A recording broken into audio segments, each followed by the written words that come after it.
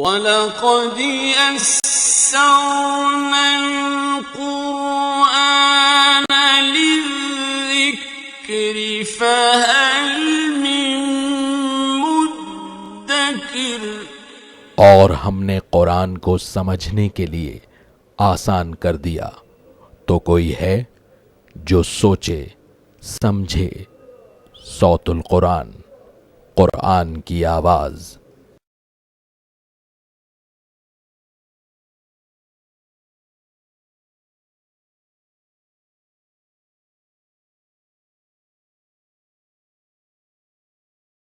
نحمدہ ونصلی علی رسولہ الکریم، اما بعد فاعوذ باللہ من الشیطان الرجیم، بسم اللہ الرحمن الرحیم۔ الف لام را، کتاب احکمت آیاتہ ثم فصلت من لدن حکیم خبیر، صدق اللہ العظیم۔ سورہ ہود کا ہم آغاز کر رہے ہیں۔ یہ سورہ مبارکہ بھی مکی صورت ہے اور اس کے مضامین کی مشابہت ہے سورۃ الاعراف کے مضامین سے۔ سورۃ الاعراف میں انباء الرسل کا ذکر آیا تھا، رسولوں کے حالات کا ذکر، تذکیر بایام اللہ کا موضوع تھا، بڑے بڑے ایام کے بیان کے ذریعے سے اس میں یاد دہانی کرائی گئی تھی۔ وہی موضوع اس سورہ مبارکہ میں بھی ہے۔ انشاءاللہ ہم دیکھیں گے کہ اس میں تقریباً 6 رکوع ہیں، رکوع نمبر 3 سے لے کے رکوع نمبر 8 تک، اور رکوع نمبر 9 کی چند آیات جس میں انباء الرسل کا بیان ہے، 6 رسولوں کے حالات کا ذکر ہے، اور اس کے علاوہ ابراہیم علیہ السلام کا بھی کچھ ذکر آئے گا انشاءاللہ۔ ابتدا میں اسلام کے جو بنیادی عقائد ہیں، توحید اور آخرت اور رسالت، ان کا ذکر انشاءاللہ آئے گا۔ پہلے رکوع میں اللہ کی قدرتوں کا بیان ہے اور مشرکین کو عذاب کی دھمکی دی گئی ہے۔ اس صورت کے متعلق یہ نوٹ فرمائیے کہ جامع ترمذی کی حدیث ہے، حضرت ابوبکر صدیق رضی اللہ تعالی عنہ نے اللہ کے رسول صلی اللہ علیہ وسلم کو دیکھا کہ آپ کے بالوں میں سفیدی آ رہی ہے، تو آپ صلی اللہ علیہ وسلم سے حضرت ابوبکر صدیق رضی اللہ تعالی عنہ نے سوال کیا کہ یا رسول اللہ پر بڑھاپا آ گیا ہے؟ اللہ کے رسول صلی اللہ علیہ وسلم نے فرمایا کہ مجھے سورہ ہود، سورہ واقعہ، سورہ نبا، سورہ تکویر، ان جیسی صورتوں نے بوڑھا کر دیا ہے۔ اس میں اللہ نے اپنے عذاب کا ذکر فرمایا ہے۔ الف لام را، یہ حروف مقطعات ہیں، ان کو علیحدہ علیحدہ پڑھا جاتا ہے، اصل معنی اللہ کے علم میں ہے۔ کتاب احکمت آیاتہ، یہ کتاب ہے جس کی آیات مثبوت کی گئی ہیں۔ ثم فصلت من لدن حکیم خبیر، پھر ان کی تفصیل بیان کی گئی ہے اس ہستی کی طرف سے، یعنی اللہ جو حکمت والا ہے اور خوب خبر رکھنے والا ہے۔ یعنی اس کی آیات میں کوئی نقص یا کوئی کمی نہیں ہے، اور اس کی وضاحت اتنی عمدگی کے ساتھ کر دی گئی ہے کہ کوئی کمی باقی نہیں رہی، کوئی شک باقی نہیں رہا۔ مزید یہ نوٹ فرمائی کہ قرآن حکیم میں اول جو صورتیں نازل ہوئیں، خاص طور پر جو آخری سپاروں میں آتی ہیں، وہ مختصر صورتیں تھیں، اور بعد میں انہی صورتوں میں آنے والی باتوں کی تفاصیل دیگر بڑی صورتوں میں اور مدنی صورتوں میں بیان ہوئی ہیں۔ کتاب احکمت آیاتہ، یہ کتاب ہے جس کی آیات مثبوت کی گئیں۔ ثم فصلت من لدن حکیم خبیر، پھر ان کی تفصیل بیان کی گئی اس ہستی کی طرف سے، یعنی اللہ جو حکمت والا خوب خبر رکھنے والا ہے۔ اللہ تعبدوا الا اللہ، کہ اللہ کے سوا کسی کی عبادت نہ کرو۔ اننی لکم منہ نذیر و بشیر، بے شک میں اس اللہ کی طرف سے تمہارے لیے ایک خبردار کرنے والا اور خوشخبری سنانے والا ہوں۔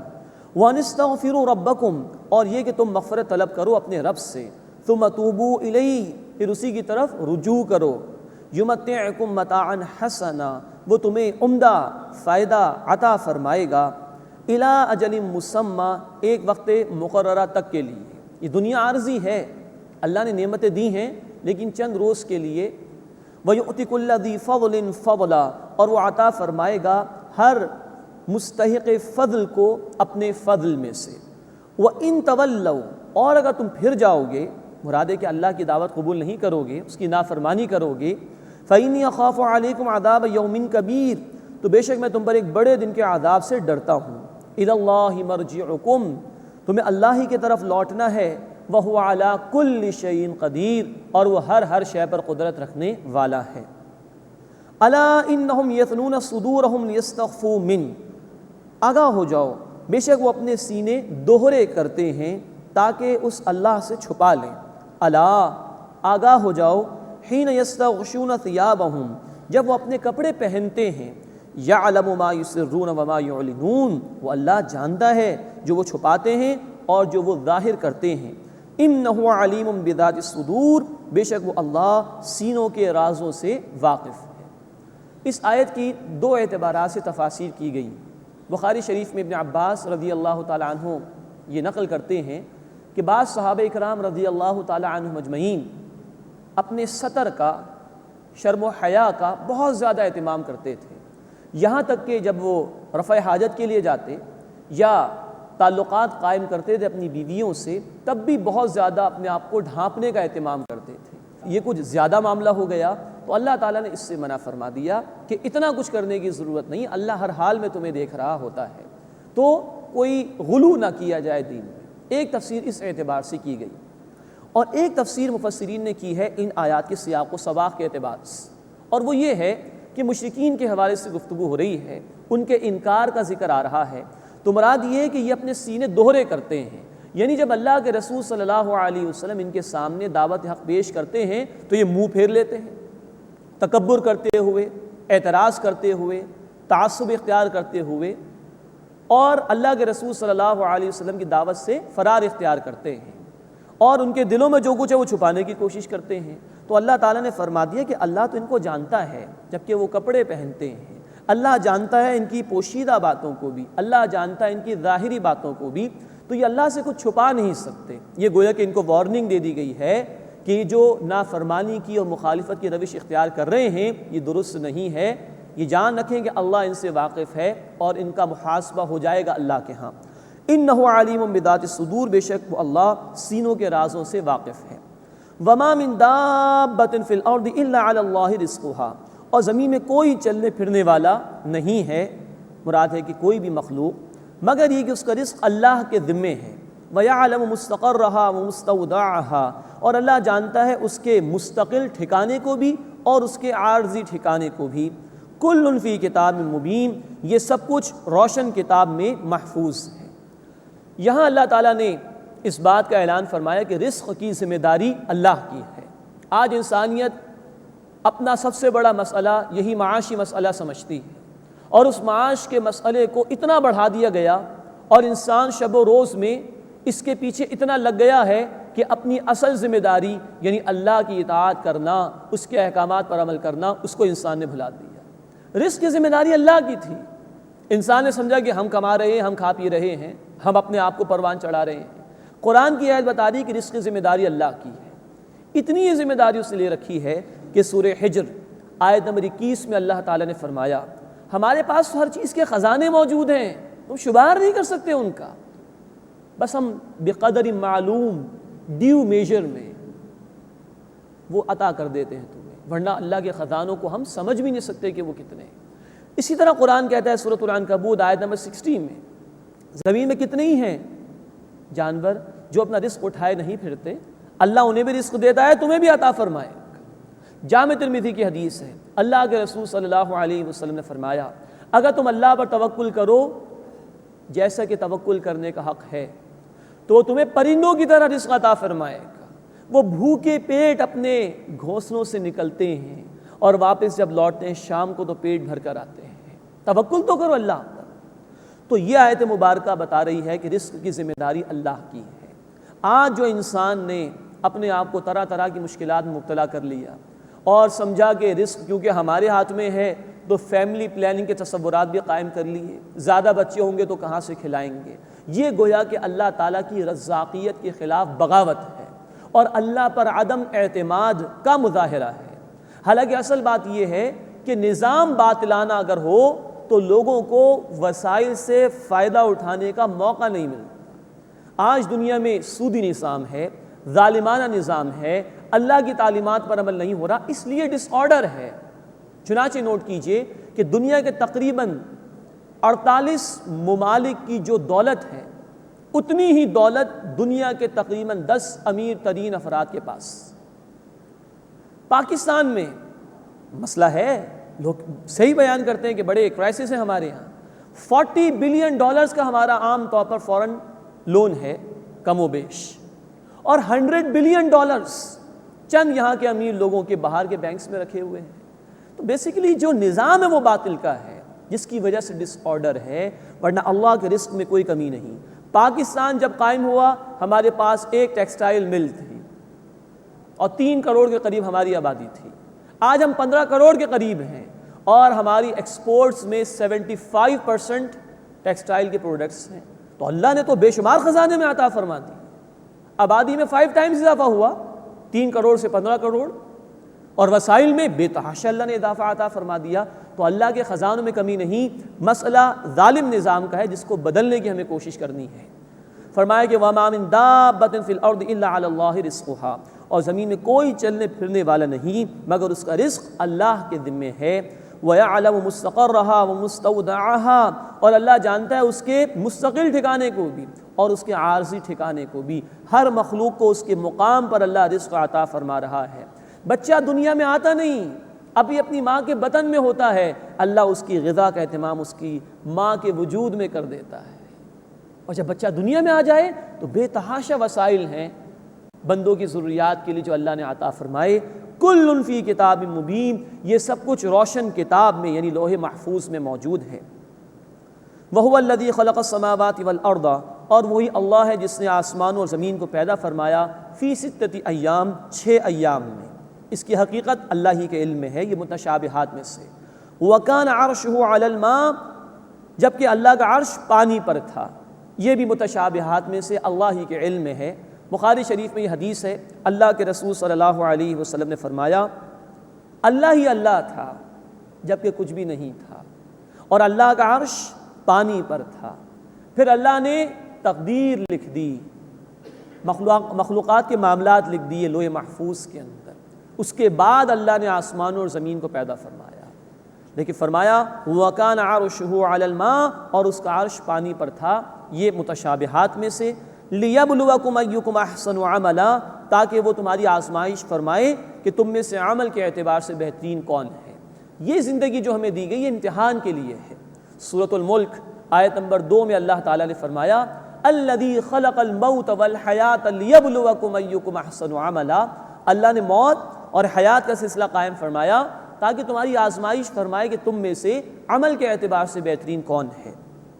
وَلَئِن قُلْتَ، اور اگر اے نبی صلی اللہ علیہ وسلم آپ کہیں اِنَّكُمْ مَبْعُوثُونَ مِن بَعْدِ الْمَوْتِ، کہ تم مرنے کے بعد دوبارہ اٹھائے جاؤ گے، لَيَقُولَنَّ الَّذِينَ كَفَرُوا، تو جن لوگوں نے کفر کیا وہ ضرور کہیں گے اِنْ هَذَا إِلَّا سِحْرٌ مُبِينٌ، یہ تو صرف کھلا جادو ہے، یعنی آخرت کا انکار کر رہے تھے۔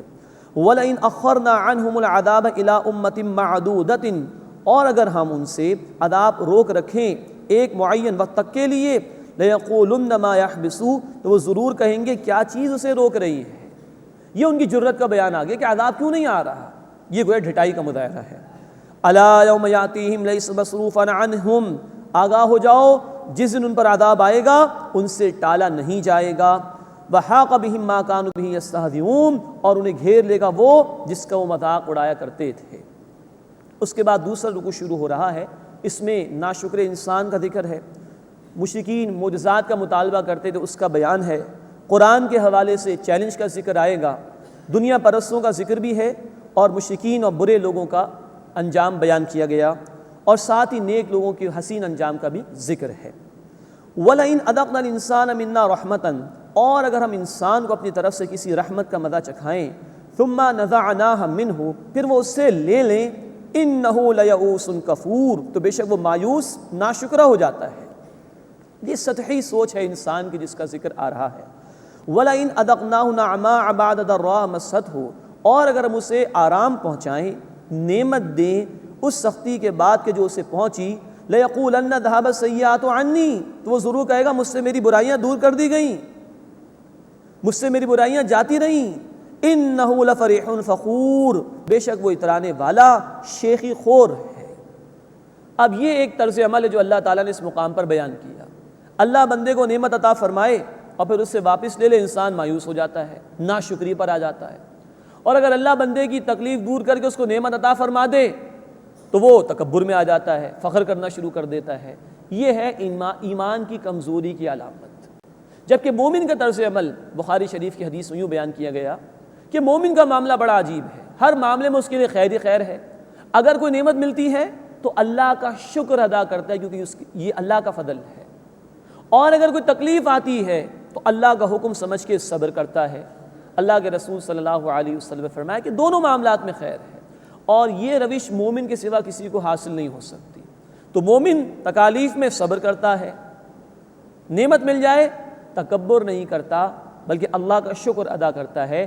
گویا ایمان کے نتیجے میں ایک بیلنسڈ پرسنالٹی سامنے آتی ہے، اور ایمان نہ ہو تو انسان نعمت ملنے پر تکبر کرتا ہے اور تکلیف آنے کے اوپر بے صبرہ ہو جاتا ہے۔ اِلَّا الَّذِينَ صَبَرُوا، سوائے ان کے جنہوں نے صبر کیا، وَعَمِلُوا الصَّالِحَاتِ، اور انہوں نے نیک اعمال کیے۔ اب یہ اہل ایمان کا بیان آ گیا۔ یہ ناشکری نہیں کرتے، یہ تکلیف میں واویلا نہیں مچاتے، بلکہ ایک متوازن شخصیت ان کی سامنے آتی ہے۔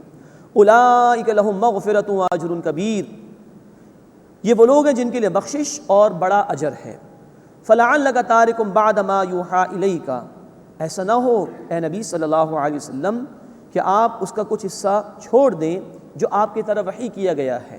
وضائق بہ صدرک، اور آپ کا دل تنگ ہوتا ہے اس سے، ان یقولوا، کہ وہ کہتے ہیں لولا انزل علیہ کنز او جاء معہ ملک، کہ ان پر کوئی خزانہ نازل کیوں نہیں کر دیا جاتا، یا کوئی فرشتہ ان کے ساتھ کیوں نہیں آ جاتا۔ اب اس پر تسلی دی جا رہی نبی کریم صلی اللہ علیہ وسلم۔ یہ لوگ مطالبات کرتے تھے کوئی فرشتہ ان کے ساتھ نازل ہو جائے، کوئی خزانہ ان کو دے دیا جائے۔ اللہ تعالیٰ نے فرما دیا کہ انما انت نذیر، بے شک اے نبی صلی اللہ علیہ وسلم آپ خبردار کرنے والے ہیں۔ یہ کر کے دکھا دیا جائے، وہ کر کے دکھا دیا جائے، نبی علیہ الصلوۃ والسلام کا یہ کام نہیں، یہ اللہ کے اختیار میں جب چاہے گا کوئی نشانی دکھا دے گا۔ واللہ علی کل شیء وکیل، اور اللہ ہر شے پر کل اختیار رکھنے والا ہے۔ تو نبی صلی اللہ علیہ وسلم کے ذریعے سے ان کو سنایا جا رہا ہے کہ یہ قرآن ہی اصل معجزہ، اس کو مانو، اس کے سوا کچھ اور نہیں دیا جائے گا۔ اور نبی صلی اللہ علیہ وسلم کو تسلی دے دی گئی کہ یہ جو کچھ کہہ رہے ہیں اس سے آپ کو کچھ غم ہوگا، لیکن آپ تسلی رکھیے، آپ اللہ کی طرف سے خبردار کرنے والے ہیں، اور اللہ ہر شے پر قدرت رکھنے والا ہے۔ ام یقولون افترا، کیا وہ کہتے ہیں کہ انہوں نے قرآن کو گھڑ لیا ہے؟ قل فأتوا بعشر سور مثلہ مفتریات، اے نبی صلی اللہ علیہ وسلم فرما دیجئے تو تم بھی اس کی جیسی 10 صورتیں گھڑ کر لے آؤ۔ وادعوا من استطعتم من دون اللہ، اور جس کو تم بلا سکو بلا لو اللہ کے سوا، ان کنتم صادقین، اگر تم سچے ہو۔ یہ قرآن کا چیلنج جس کا ذکر کئی آیات میں آیا ہے۔ سب سے پہلے سورہ طور آیت نمبر 34 اور سورہ بنی اسرائیل آیت نمبر 88 میں کہا گیا قرآن میں شک ہے تو اس جیسا کلام لا کے پیش کرو۔ پھر اس مقام پر سورہ ہود آیت نمبر 13 میں کہا گیا چلو 10 صورتیں پیش کرو۔ پھر اس کے بعد سورہ یونس آیت 38 میں کہا گیا چلو 1 صورت پیش کرو، اور سب سے آخر میں کہا گیا سورۃ البقرہ آیت 23 میں کہ قرآن کی کسی ایک صورت سے ملتی جلتی کوئی شے پیش کر کے دکھا دو، لیکن نہیں کر سکے۔ فَإِن لَّمْ يَسْتَجِيبُوا لَكُمْ، پھر اگر وہ تمہارے چیلنج کا جواب نہ دے سکیں، فَاعْلَمُوا، بس جان لو، أَنَّمَا أُنزِلَ بِعِلْمِ اللَّهِ، یہ تو اللہ کے علم سے نازل کیا گیا ہے، وَأَن لَّا إِلَٰهَ إِلَّا هُوَ، اور یہ کہ اللہ کے سوا کوئی معبود نہیں۔ فَهَلْ أَنتُم مُسْلِمُونَ، بس کیا تم فرما برداری اختیار کرتے ہو؟ اب دنیا کے طالب کا، دنیا پرستی میں مبتلا شخص کا کردار بیان ہو رہا ہے۔ من کان یرید الحیات الدنیا وزینتها، اور جو کوئی چاہتا ہے دنیا کی زندگی اور اس کی زینت، نوفی الیہم اعمالہم فیہا، ہم ان کے لیے ان کے عمل اس دنیا میں پورے کر دیں گے، وہم فیہا لا یبخسون، اور اس میں ان کے لیے کوئی کمی نہیں کی جائے گی، جتنی بنانی ہے بنا لو، دنیا دے دی جائے گی بھرپور طریقے پر۔ لیکن فرمایا اولئک الذین لیس لہم فی الآخرۃ الا النار، یہ لوگ ہیں جن کے لیے آخرت میں آگ کے سوا کچھ نہیں، وحبط ما صنعوا فیہا، اور ضائع ہو گیا وہ جو دنیا میں انہوں نے کیا، وباطل ما کانوا یعملون، اور جو کچھ وہ کرتے تھے وہ نابود ہو گیا۔ انسان کو طے کر لینا چاہیے اس کو کیا بنانا ہے۔ دنیا بنانا چاہے گا، قرآن کہہ رہا ہے بن جائے گی، بھرپور دیں گے اللہ تعالیٰ، کچھ کمی نہیں کریں گے۔ اللہ نافرمانوں کو، کافروں کو دے رہے ہیں، لیکن آخرت میں آگ کے سوا کچھ نہیں ملے گا۔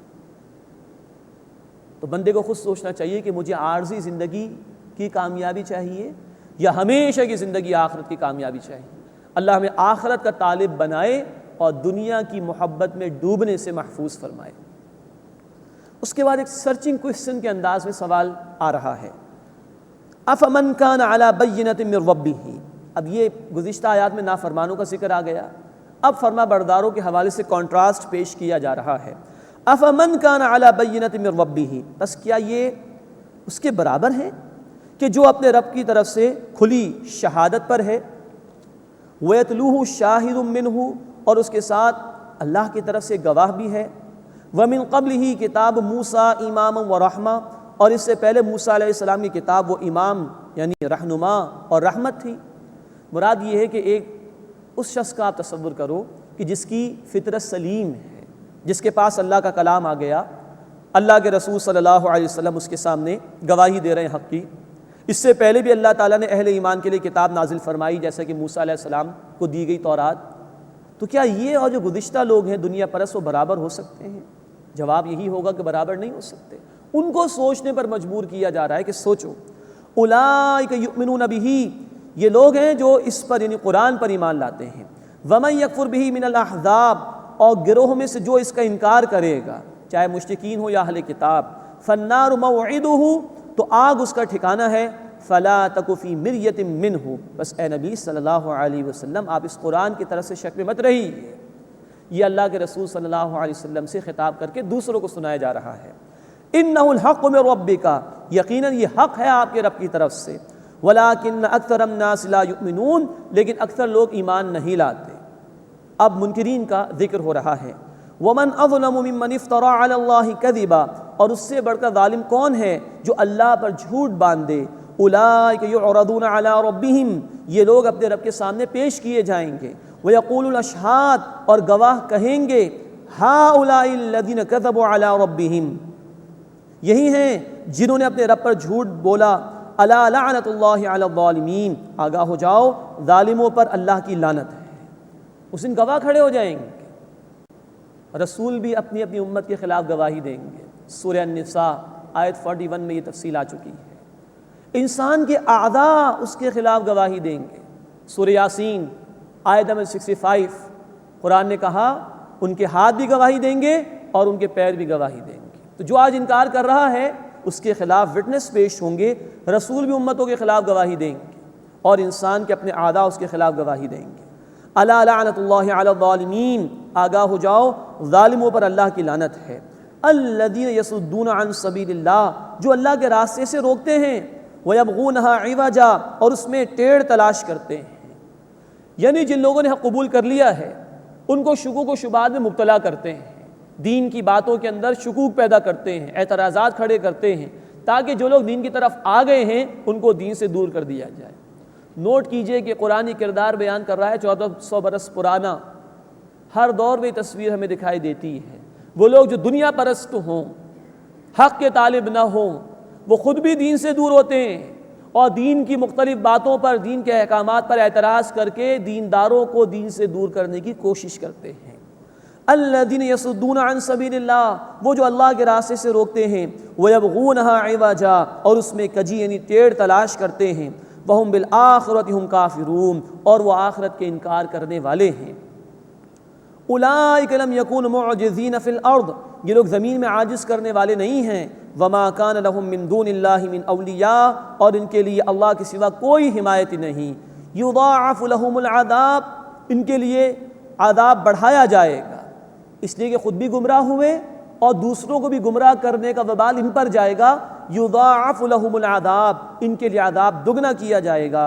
ما كانوا يستطيعون السمع وما كانوا يبصرون، وہ نہ سننے کی طاقت رکھتے تھے اور نہ وہ دیکھتے تھے، یعنی روح مردہ ہو چکی تھی، جانتے بوجھتے حق کا انہوں نے انکار کیا تو ان سے حق قبول کرنے کی صلاحیت ہی چھین لی گئی تھی۔ فرمایا ما كانوا يستطيعون السمع وما كانوا يبصرون، نہ وہ سننے کی طاقت رکھتے تھے اور نہ وہ دیکھتے تھے۔ اولئک الذین خسروا انفسهم، یہ وہ لوگ ہیں جنہوں نے اپنے آپ کا نقصان کیا۔ وضل عنهم ما كانوا يفترون، اور وہ جھوٹ جو باندھتے تھے وہ ان سے گم ہو گیا۔ لا جرم انهم في الاخرة هم الاخسرون، کوئی شک نہیں کہ آخرت میں یہ سب سے زیادہ نقصان اٹھانے والے ہیں۔ اس کے مقابلے میں اب نیک لوگوں کا ذکر ہے۔ ان الذین آمنوا، بے شک وہ لوگ جو ایمان لائے، وعملوا الصالحات، اور جنہوں نے نیک اعمال کیے، وَأَخْبَتُوا إِلَىٰ رَبِّهِمْ، اور انہوں نے اپنے رب کے حضور عاجزی اختیار کی۔ اولئک اصحاب الجنہ، یہی لوگ جنت والے ہیں، ہم فیہا خالدون، وہ اس میں ہمیشہ ہمیشہ رہیں گے۔ اللہم انا نسألک الجنہ، اے اللہ ہم تجھ سے جنت کا سوال کرتے ہیں۔ اللہم اجرنا من النار، اے اللہ ہمیں آگ کے عذاب سے محفوظ فرما۔ یہاں نوٹ فرمائیے، قرآن ایمان اور عمل صالح کے بعد عاجزی کا ذکر کر رہا ہے۔ عام طور پر نجات کے لیے قرآن بیان کرتا ہے ایمان اور اعمال صالحہ، بار بار الفاظ آتے ہیں ایمان اور اعمال صالحہ۔ یہاں ایک بات کا اضافہ کیا گیا، اور جنہوں نے عاجزی اختیار کی اپنے رب کے حضور میں۔ یہ عاجزی کیا ہے؟ بندہ بن کر رہے، تکبر نہ ہو، عبادت بھی کر رہا ہو تو اس پر ناز نہ ہو، عاجزی اختیار کرے، نہ معلوم کہ یہ عبادت قبول ہو کہ نہ ہو۔ تو جو یہ عاجزی اختیار کرنے والے ہیں ان کے لیے جنت کا وعدہ ہے، اللہ ہمیں ان میں شامل فرمائے۔ اس کے بعد ہدایت یافتہ اور مجرم لوگوں کا کنٹراسٹ پیش کیا گیا ہے، اور سرچنگ کوشچن کے انداز میں دعوت فکر دی گئی ہے۔ مثل الفریقین، دو فریقوں کی مثال ہے، کالاعمی والاصم والبصیر والسمیع، جیسے ایک اندھا اور بہرا اور دوسرا دیکھنے والا سننے والا۔ هل یستویان مثلا، کیا یہ دونوں برابر ہیں حالت کے اعتبار سے؟ افلا تذکرون، بس تم غور و فکر کیوں نہیں کرتے؟ یعنی ایک شخص وہ ہے کہ جس کو اللہ نے ہدایت دے دی، وہ صراط مستقیم پر گامزن ہے، اس کی زندگی کا رخ بھی بتا رہا ہے کہ بڑا صاحب کردار آدمی ہے، اور دوسرا وہ جو ہدایت سے دور ہے، راستہ اس کے سامنے واضح نہیں، لوگ بھی دیکھ رہے ہیں کہ بد کردار ہے۔ کیا یہ دونوں برابر ہو سکتے ہیں؟ افلا تذکرون، بس کیا تم غور نہیں کرتے ہو، نصیحت حاصل کرنے کی کوشش نہیں کرتے ہو کہ یہ دونوں جب برابر نہیں ہیں تو اچھے کردار کی طرف بڑھنے کی کوشش کرو اور اس حق کو قبول کرنے کے لیے محنت کرو۔ اس کے بعد اب تیسرے رکوع سے سلسلہ شروع ہو رہا ہے انباء الرسل کا، رسولوں کے حالات کا بیان۔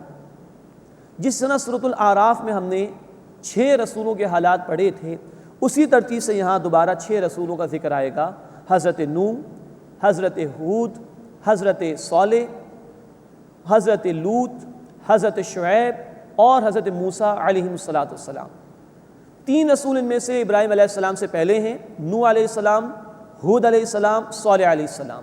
یہاں پر بھی ان تینوں کا ذکر آئے گا، پھر ابراہیم علیہ السلام کا ذکر آئے گا انشاءاللہ۔ پھر 3 رسول ابراہیم علیہ السلام کے بعد ہیں لوط علیہ السلام، جو کہ ان کے بھتیجے ہی تھے، ان کے دور میں ہوئے، اور پھر شعیب علیہ السلام اور پھر موسیٰ علیہ السلام۔ ان تینوں کا ذکر آئے گا انشاءاللہ ابراہیم علیہ السلام کے واقعے کے بعد۔ تو تقریباً 90 رکوع کی چند ابتدائی آیات تک یہ سلسلہ چلے گا، اور اب رسولوں کے حالات بیان کیے گئے ہیں۔ یہ اس اعتبار سے بھی ہے کہ مشرکین مکہ کو وارن کیا جائے کہ وہ جو رسول صلی اللہ علیہ وسلم کی مخالفت کر رہے ہیں، ان حالات سے عبرت حاصل کرنے کی کوشش کریں۔ اب حضرت نوح علیہ السلام کا ذکر آ رہا ہے، 2 رکوع یعنی رکوع نمبر 3 اور 4، ان میں نوح علیہ السلام کا واقعہ کچھ تفصیل سے بیان کیا گیا ہے۔ وَلَقَدْ أَرْسَلْنَا نُوحًا إِلَىٰ قَوْمِهِ، اور ہم نے نوح علیہ السلام کو ان کے قوم کی طرف بھیجا، انی لکم نذیر مبین، انہوں نے فرمایا میں تمہارے لیے واضح طور پر خبردار کرنے والا ہوں، اللہ تعبدوا الا اللہ، کہ اللہ کے سوا کسی کی عبادت نہ کرو، انی اخاف علیکم عذاب یوم علیم، بے شک میں تم پر ایک تکلیف دینے والے دن کے عذاب سے ڈرتا ہوں۔ فقال الملأ الذین کفروا من قومہ، تو ان کی قوم کے وہ سردار جنہوں نے کفر کیا بولے، ما نراک الا بشرا مثلنا، ہم تو تمہیں اپنے جیسے ایک آدمی ہی دیکھتے ہیں۔ یہ ہر دور میں مسئلہ رہا کہ لوگوں نے رسولوں کو یہ کہا کہ بھائی آپ ہمارے جیسے انسان ہو گئے تو آپ رسول کیسے ہو سکتے ہیں، اور اس بنیاد پر رسولوں کا انکار کر دیا۔ یہ تاریخ میں گمراہی ہمیشہ سے رہی ہے۔ بات یہ ہے کہ انسان ہی زمین پر بستے ہیں تو انسانوں کے لیے نمونہ ایک انسان ہی ہو سکتا ہے، اس لیے اللہ تعالیٰ نے انسانوں میں سے ہی اپنے رسولوں کو منتخب فرمایا تاکہ انسان ہی کے ذریعے سے انسانوں تک ہدایت پہنچائی جا سکے، اور انسان ایک رسول کو دیکھ کر جو کہ انسان ہو عمل بھی کر سکے۔ تو کہا انہوں نے کہ ما نراک الا بشرا مثلنا، ہم تو تمہیں اپنے جیسے ایک انسان دیکھتے ہیں، وما نراک اتبعک الا الذین هم اراذلنا بادی الرأی، اور ہم نہیں دیکھتے کہ کسی نے تمہاری پیروی کی ہو سوائے ان کے جو ہمارے ہاں حقیر ہیں اور ظاہر بھی قسم کے لوگ ہیں۔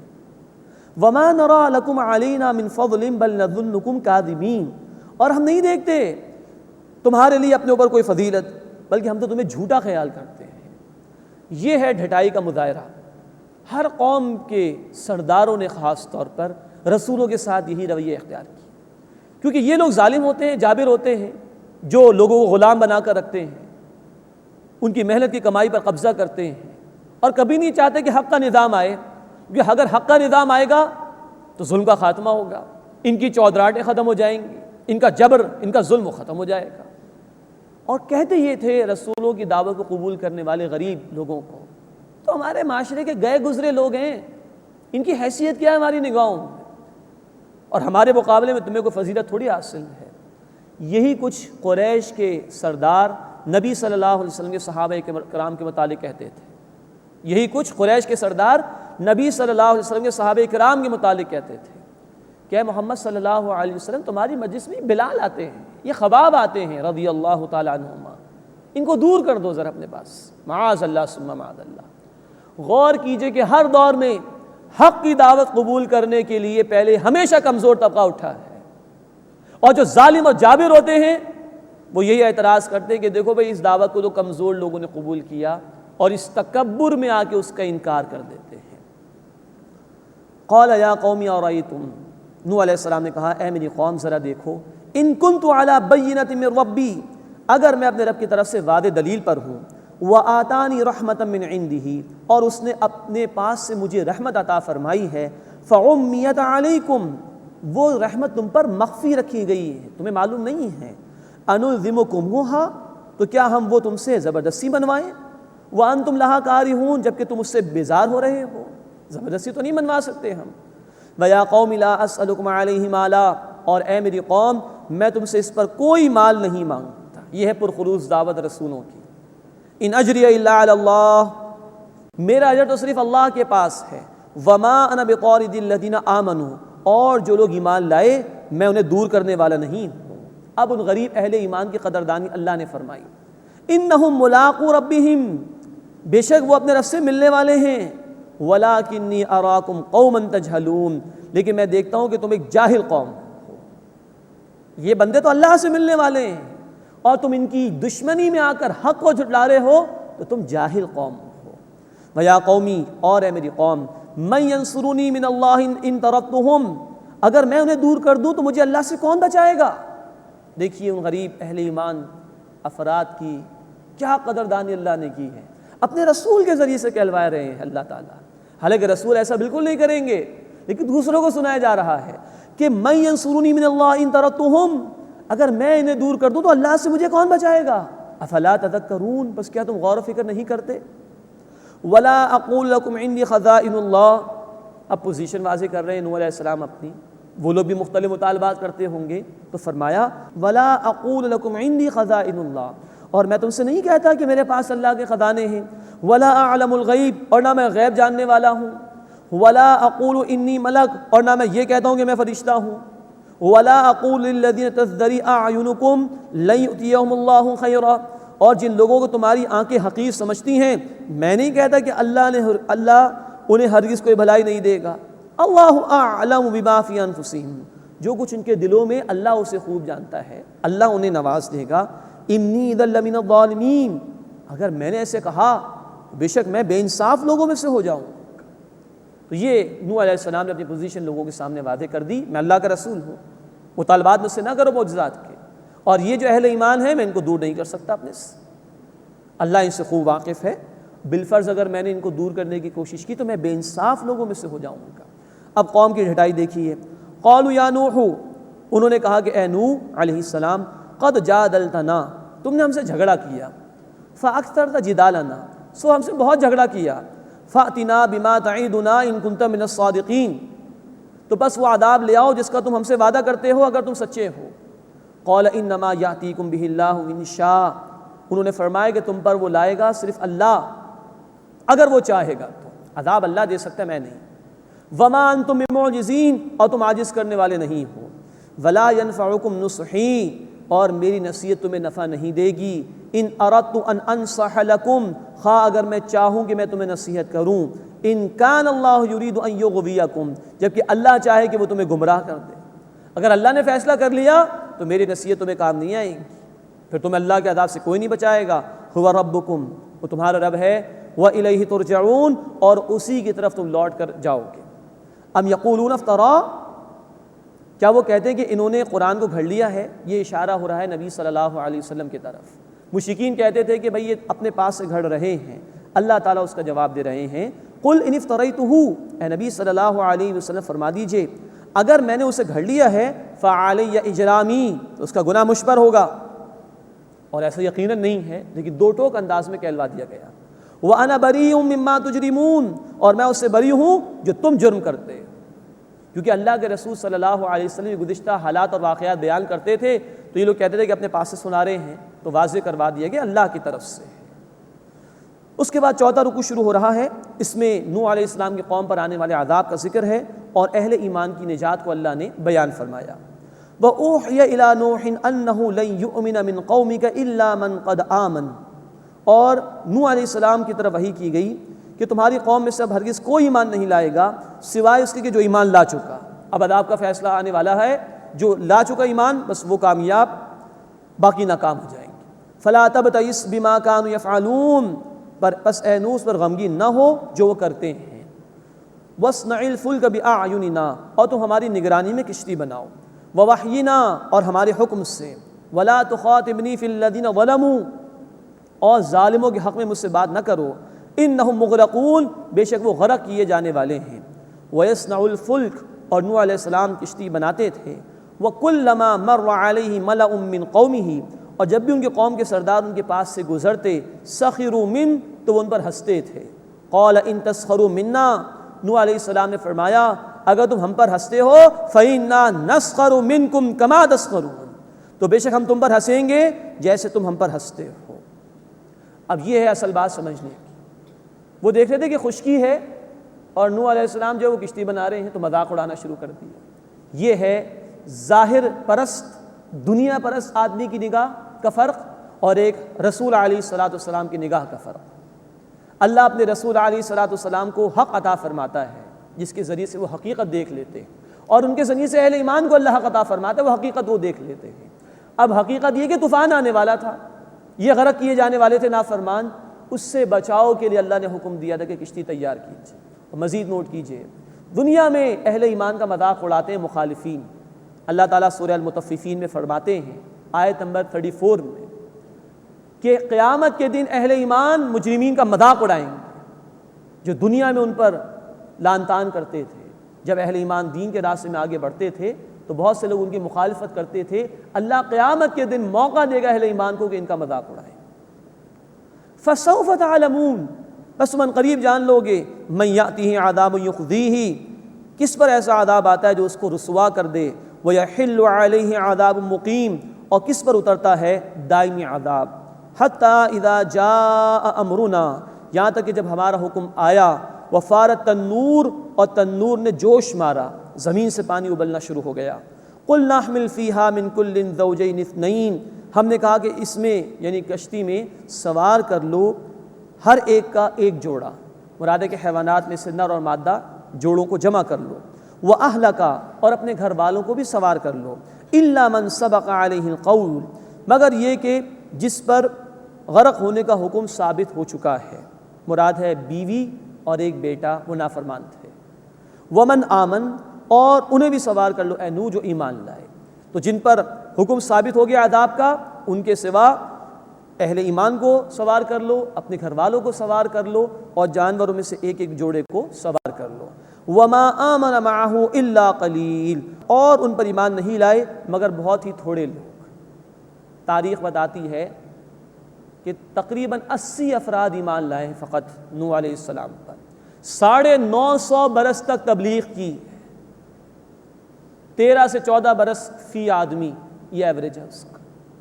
پہاڑ ہیں نوح علیہ السلام دعوت کے راستے کے اندر، دعوت دیے چلے گئے، بیٹے نے قبول نہیں کیا، وہ بھی اللہ کے عذاب میں مبتلا ہوا، بیوی نہیں مانی، وہ بھی اللہ کے عذاب میں مبتلا ہوئی۔ لیکن دیکھیے کہ 950 برس تک تبلیغ کی ہے۔ وَقَالَ ارْكَبُوا فِيهَا بِسْمِ اللَّهِ مَجْرَاهَا، اور انہیں کہا کہ اس میں سوار ہو جاؤ، اللہ کے نام سے اس کا چلنا ہے۔ یہ دعا پڑھنی چاہیے جب کشتی میں ہم سوار ہوں۔ وَمُرْسَاهَا، اور اس کا ٹھہرنا بھی اللہ کے حکم سے ہے۔ إِنَّ رَبِّي لَغَفُورٌ رَحِيمٌ، بے شک میرا رب بہت بخشنے والا، مسلسل رحم فرمانے والا ہے۔ وہی تجری بہم فی موج کالجبال، اور وہ یعنی کشتی ان کو لے کر پہاڑ جیسی لہروں میں چلی۔ زمین سے بھی پانی ابلا تھا، آسمان سے بھی پانی برسایا گیا تھا، اور بہت بڑی بڑی پہاڑوں جیسی لہریں ہیں، اس پر یہ کشتی ان کو لے کر چل رہی ہے۔ وَنَادَ نُوحٌ ابْنَهُ، اور نوح علیہ السلام نے اپنے بیٹے کو پکارا، اس کا نام کنعان یا یام بیان کیا گیا ہے۔ وَكَانَ فِي مَعْدِلٍ، اور وہ ایک کنارے پر تھا۔ یا بنی ارکب معنا، اے میرے بیٹے ہمارے ساتھ سوار ہو جا۔ وَلَا تَكُن مَعَ الْكَافِرِينَ، اور کافروں کے ساتھ مت رہ۔ قَالَ سَآوِي إِلَى جَبَلٍ، اس نے کہا میں کسی پہاڑ کی طرف جل پناہ لے لوں گا۔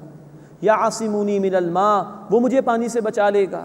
قَالَ لَا عَاصِمَ الْيَوْمَ مِنْ أَمْرِ اللَّهِ إِلَّا مَنْ رَحِمَ، نوح علیہ السلام نے فرمایا کہ آج کوئی بچانے والا نہیں اللہ کے حکم سے سوائے اس کے کہ جس پر اللہ نے رحم فرمایا۔ وَحَالَ بَيْنَهُمَ الْمَوْجُ، اور ان دونوں کے درمیان موج حائل ہو گئی۔ فَكَانَ مِنَ الْمُغْرَقِينَ، تو وہ بھی ڈوبنے والوں میں شامل ہو گیا۔ سگا بیٹا اللہ کے جلیل القدر رسول کے سامنے اللہ کے عذاب میں مبتلا ہو گیا۔ یہ ہے ایمان کا مسئلہ، قبول کیا ہے تو نجات ہے، نہیں تو نجات نہیں ہے، چاہے رسول کا ہی بیٹا کیوں نہ ہو۔ وَقِيلَ يَا أَرْضُ ابْلَعِي مَاءَكِ، اور کہا گیا ہے زمین اپنا پانی نگل لے۔ وَيَا سَمَاءُ أَقْلِعِي، اور اے آسمان تھم جا۔ وَغِيضَ الْمَاءُ، اور پانی کو خشک کر دیا گیا۔ وَقُضِيَ الْأَمْرُ، اور کام تمام کر دیا گیا۔ وَاسْتَوَتْ عَلَى الْجُودِيِّ، اور وہ کشتی جا لگی جودی پہاڑ پر۔ وَقِيلَ بُعْدًا لِلْقَوْمِ الظَّالِمِينَ، اور کہہ دیا گیا لعنت ہو ظالم لوگوں کے لیے۔ یہ جودی کا جو پہاڑ ہے موصل کا علاقہ تھا جہاں نوح علیہ السلام تھے، اور ارارات کا پہاڑ ہے جس کے متعلق مفسرین نے لکھا ہے کہ وہاں یہ کشتی گئی۔ ترکی اور روس کے درمیانی علاقوں میں کہیں اس کا مقام تھا۔ زمانہ حال میں کچھ آثار ملے ہیں نوح علیہ السلام کی کشتی کے حوالے سے۔ وَنَادَ نُوحٌ رَبَّهُ، اور پکارا نوح علیہ السلام نے اپنے رب کو۔ فقال، عرض کیا، رب ان ابنی من اہلی، اے میرے رب میرا بیٹا میرے گھر والوں میں سے ہے۔ وَإِنَّ وَعْدَكَ الْحَقُّ، اور بے شک تیرا وعدہ سچا ہے۔ وَأَنْتَ أَحْكَمُ الْحَاكِمِينَ، اور تو سب سے بڑھ کر حاکم ہے، فیصلہ فرمانے والا ہے۔ قال یا نوح، اللہ تعالیٰ نے فرمایا کہ اے نوح، إِنَّهُ لَيْسَ مِنْ أَهْلِكَ، بے شک وہ تمہارے گھر والوں میں سے نہیں ہے۔ إِنَّهُ عَمَلٌ غَيْرُ صَالِحٍ، بے شک اس کا عمل برا ہے۔ فَلَا تَسْأَلْنِ مَا لَيْسَ لَكَ بِهِ عِلْمٌ، سو مجھ سے ایسی بات کا سوال نہ کرو جس کا تمہیں علم نہیں ہے۔ انی اعیذک، میں تمہیں نصیحت کرتا ہوں، ان تکون من الجاہلین، کہ تم جذباتی لوگوں میں سے مت ہو جاؤ۔ 950 برس سے تبلیغ کی ہے، ایک درخواست کی، اللہ میرا بیٹا میرے گھر والوں میں سے ہے، فرمایا تمہارے گھر والوں میں سے نہیں۔ اللہ کی نگاہوں میں رشتہ خونی رشتے کی بنیاد پر نہیں، بیٹا نافرمان ہے، بے عمل ہے، تمہارا گھر والا نہیں۔ یہ ہے اصل مسئلہ۔ اللہ کی نگاہوں میں جو رشتہ ہے وہ ایمان والا رشتہ ہے، اللہ کی اطاعت پر مبنی رشتہ ہے۔ منع کر دیا گیا نوح علیہ السلام کو اپنے بیٹے کے لیے دعا کرنے سے۔ رسول کا بیٹا ہے، نوٹ کیجئے، جس کو بھی نجات چاہیے خود محنت کرے، وہ ایمان لائے، عمل کرے، پھر اللہ کی رحمت کا مستحق بننے کی کوشش کرے۔ محض کسی سے نسبت کا ہو جانا، کسی سے تعلق کا ہو جانا، کسی کی نسل میں ہو جانا، کسی کے خاندان میں پیدا ہو جانا، یہ نجات کے لیے کافی نہیں۔ قال ربی انی اعوذ بک، انہوں نے عرض کیا کہ اے میرے رب میں تیری پناہ میں آنا چاہتا ہوں، ان اسألک ما لیس لی بہ علم، کہ میں تجھ سے ایسی بات کا سوال کروں جس کا مجھے علم نہیں ہے۔ وَإِلَّا تَغْفِرْ لِي، اور اگر تو نے مجھے بخش نہیں دیا، وَتَرْحَمْنِي، اور مجھ پر رحم نہیں فرمایا، أَكُن مِّنَ الْخَاسِرِينَ، تو میں نقصان اٹھانے والوں میں سے ہو جاؤں گا۔ قیل یا نوح بت بسلام منا، کہا گیا ہے نوح علیہ السلام ہماری طرف سے سلامتی کے ساتھ اتر جاؤ، وبرکات علیک، اور برکتیں ہوں تم پر، وعلی امم ممن معک، اور ان گروہوں پر بھی جو تمہارے ساتھ ہیں، جو لوگ سوار ہیں ان پر بھی رحمت اور برکت، وامم سنمتعہم، اور کچھ گروہ ہیں ہم انہیں جلد فائدہ دیں گے، مراد دنیا کا عارضی سا فائدہ، ثم یمسہم منا عذاب علیم، پھر انہیں ہم سے پہنچے گا دردناک عذاب۔ تلک من انباء الغیب نوحیہا الیک، یہ غیب کی خبریں ہیں اے نبی صلی اللہ علیہ وسلم، ہم آپ کی طرف وحی کرتے ہیں۔ ہزاروں برس پرانے واقعات ہیں، لیکن اللہ نبی آپ صلی اللہ علیہ وسلم کو یہ بتا رہا ہے ما کنت تعلمها انت ولا قومك من قبل هذا، نہ آپ ان کو جانتے تھے اس سے پہلے اور نہ آپ کی قوم، فاصبر، بس اے نبی صلی اللہ علیہ وسلم صبر کیجئے۔ جیسے قوم نوح برباد کی گئی، اب جو مخالفین ہیں اگر یہ باز نہیں آئے مخالفت سے، یہ بھی برباد کیے جائیں گے۔ آپ دین کی دعوت کے کام میں آگے بڑھیے، فاصبر، صبر کیجئے، ان العاقبۃ للمتقین، بے شک تقوی اختیار کرنے والوں کا انجام اچھا ہے۔ اللہ ہمیں متقین میں شامل فرمائے، آمین یا رب العالمین۔ وآخر دعوانا ان الحمد للہ رب العالمین۔